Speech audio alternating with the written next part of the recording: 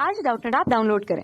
Doubtnut पर अपने सभी गणित, रसायन विज्ञान, भौतिक विज्ञान और जीव विज्ञान के डाउट्स का करो सफाया।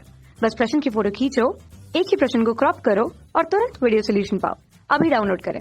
आज का जो हमारा प्रश्न है वो ये है कि एक त्रिभुज के विकर्णों की संख्या होती है, ये हमें बताना है। तो यदि हम लोग क्या करें, सबसे पहले विकर्ण को समझने की कोशिश करते हैं कि विकर्ण क्या कहलाता है, फिर देखेंगे कि त्रिभुज में कितने विकर्ण होते हैं। तो विकर्ण की यदि परिभाषा देखें तो विकर्ण की परिभाषा दो अकर्मागत शीर्षों को, ध्यान दीजिएगा, अकर्मागत शीर्षों को जोड़ने वाली रेखा को क्या कहते हैं, विकर्ण कहते हैं। यानी कि यदि हम बात करें त्रिभुज की, तो त्रिभुज में यदि देखें तो प्रश्न में ये है कि दो अकर्मागत शीर्षों को, यानी कि कर्मागत नहीं, यानी कि ये एक शीर्ष है, ये शीर्ष है, ये शीर्ष है, तो इस शीर्ष के बाद इस शीर्ष के नहीं बल्कि इस शीर्ष को, तो जैसे इस शीर्ष पे आएंगे तो हम लोग देख पा रहे हैं कि इधर से ये कर्मागत हो जा रहा है, यानी कि ये नहीं होगा। यदि बात करें चतुर्भुज की, तो चतुर्भुज में क्या होता है, देखिए एक ये शीर्ष, चार शीर्ष मौजूद होते हैं, ये चारों शीर्ष हैं।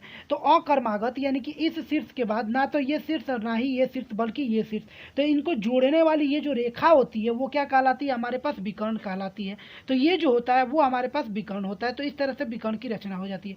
तो यहाँ से हम लोग देख पा रहे हैं तो त्रिभुज में कोई भी अकर्मागत शीर्ष ऐसे नहीं हुए हैं जिनको कि जोड़ा जाए ताकि विकर्ण बने, यानी कि त्रिभुज में विकर्णों की संख्या 0 होगी। यदि अब आप लोग इसे सूत्र के माध्यम से निकालना चाहते हैं तो सूत्र जो होता है वो होता है, तो विकर्णों का जो सूत्र होता है वो होता है n गुणे n-1/2, और माइनस में क्या होता है, हमारे माइनस में हो जाता है n, जहाँ पे n जो होती है वो क्या होती है, भुजाओं की संख्या होती है। तो इसमें कितने भुजा है त्रिभुज में, 1 2 3, यानी कि ये करेंगे, यदि इसको हल करेंगे हम लोग सूत्र के माध्यम से ही, तो ये हो जाएगा 3 गुणे 3 में से 1 घटाएंगे तो 2 हो जाएगा, यानी कि ये क्या हो जाएगा 2, और बटा में 2, 2 से 2 कट जाएगा और माइनस क्या आ जाएगा 3, और 3 में से 3 जाएगा तो हमें क्या प्राप्त हो जाएगा 0। यानी कि सूत्र के माध्यम से भी देखें तो हमें 0 ही प्राप्त हो रहा है, परिभाषा के माध्यम से भी देखें तो हमें विकर्ण क्या होता है 0 प्राप्त हो रहा है। यानी कि एक त्रिभुज में विकर्णों की संख्या क्या होती है, 0, यानी कि विकल्प डी जो होगा वो सही उत्तर होगा।